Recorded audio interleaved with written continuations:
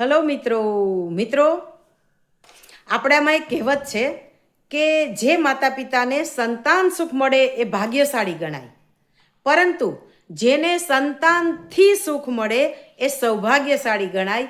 આ વાત બરાબર સમજવા જેવી છે મિત્રો. હજારો માતા પિતાઓ આજે મતલબ કે દંપતી આજે ભગવાનને પ્રાર્થના કરે છે કે ભગવાન એક સંતાન દેને, એક ખોળાનો ખૂંદનાર દેને. એના માટે કેટલી બધી બાધાઓ, માનતાઓ, મેડિકલ સાયન્સ આ બધાનો સહારો લે છે. જ્યારે એવા પણ કેટલાય માતા પિતા છે કે જે ભગવાનને એવી ફરિયાદ કરે છે કે ભગવાન આવા સંતાન દીધા એના કરતાં તો ન દીધા હોત અને વાંઝિયા રાખ્યા હોત તો બહુ સારું થાત. અને સાવ સાદી ભાષામાં કહું તો આપણા વાલીઓ કહેતા કે આ તને જન્મ દીધો એના કરતાં એક પાણાને જન્મ દીધો હોત તો કોઈને કપડાં તો ધોવા થાત.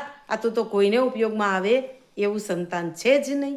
તો મિત્રો આવી જ કઈ વાત આમંત્રણ આવે છે કે બેન આપણે છે ને મનોરથ રાખેલો છે અને આપણા સ્વર્ગસ્થ વડીલો ખાસ કરીને બાપુજીના જય શ્રી કૃષ્ણ બોલાવવાના છે.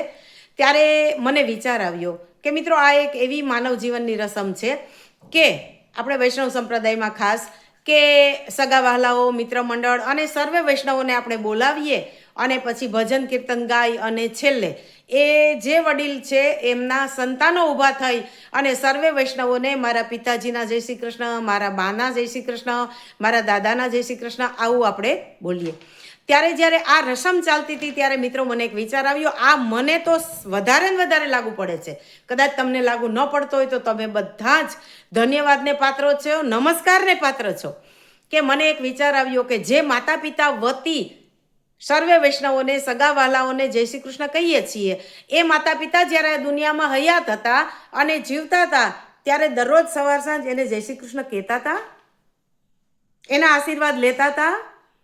એક જ છતની નીચે બધા જ સાથે રહેતા હતા, છતાંય એને ખાધું છે, પીધું છે, એને કંઈ તકલીફ છે કે એવી કોઈ બાબતોની દરકાર આપણે કરતા હતા?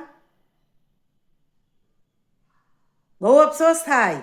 અને એટલે જ આ જ્યારે વિધિ નિભાવવામાં આવે ત્યારે વાસ્તવિકતા આપણી નજર સામે આવે કે જે વિધિઓ અથવા તો જે કામ આપણે જીવતે જીવત કરવાનું હોય એ આપણે ચૂકી જઈએ છીએ અને મૃત્યુ પછી કોઈ પણ જાતની ચૂક ચાક વગર એ તમામ રીત રસમ અને રિવાજ આપણે નિભાવીએ છીએ અને સમાજમાં એ વખાણાય પણ છે. આ કેટલા અંશે વ્યાજબી છે મિત્રો?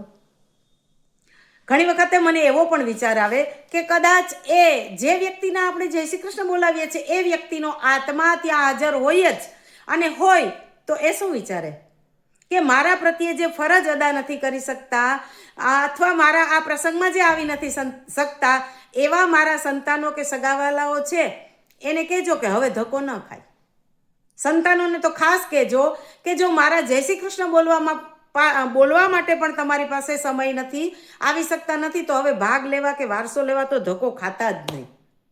અને આમ પણ મિત્રો જે માતા પિતાના જય શ્રી કૃષ્ણ બોલાતા હોય, જે માતા પિતાના મૃત્યુનો આ એક અવસર હોય, એ જેણે આપણા માટે જિંદગી ખર્ચી નાખી એ માતા પિતાના આ છેલ્લા અવસરમાં પણ આપણે એના મૃત્યુનો મલાજો ન જાળવીએ. મેં એવા કેટલાય સંતાનો જોયા છે કે માતા પિતાના મૃત્યુના મલાજા નથી જાળવતા અને પછી દોડી દોડીને આપણે ભાગ લેવા જઈએ. હવે તો મારો ભાગ થાય, હવે તો મારો વારસો થાય, હવે તો સમાજમાં દીકરીઓને બધા ભાગ આપે છે. પણ અરે બેન, જે દિવસે તારી માતાનું મૃત્યુ થયું, તારા પિતાનું મૃત્યુ થયું તે દિવસે તે એના મૃત્યુનો મલાજો જાળવ્યો તો ખરેખર બહુ દુઃખ થાય, આંખમાં આંસુ આવી જાય કે મા બાપના મૃત્યુનો મલાજો પણ જાળવી શકીએ એટલા પણ આપણે સમજુ નથી, સંસ્કારી નથી. અને ક્યાં મોઢે આપણે મોટી મોટી વાતો કરીએ છીએ કે મારે હક જોઈએ, મારે ભાગ જોઈએ. તો મિત્રો જય શ્રી કૃષ્ણ બોલાવવા, મનોરથ કરવા આ બધું કરવાનું જ છે, પણ એ કરતાં કરતાં ક્યારેક આપણે અહીંયા જો વિચારશું ને તો ખબર પડે કે ના ના આ બધું તો જીવતે જીવત કરવાનું છે. બરાબર છે ને? ચાલો ત્યારે જય શ્રી કૃષ્ણ.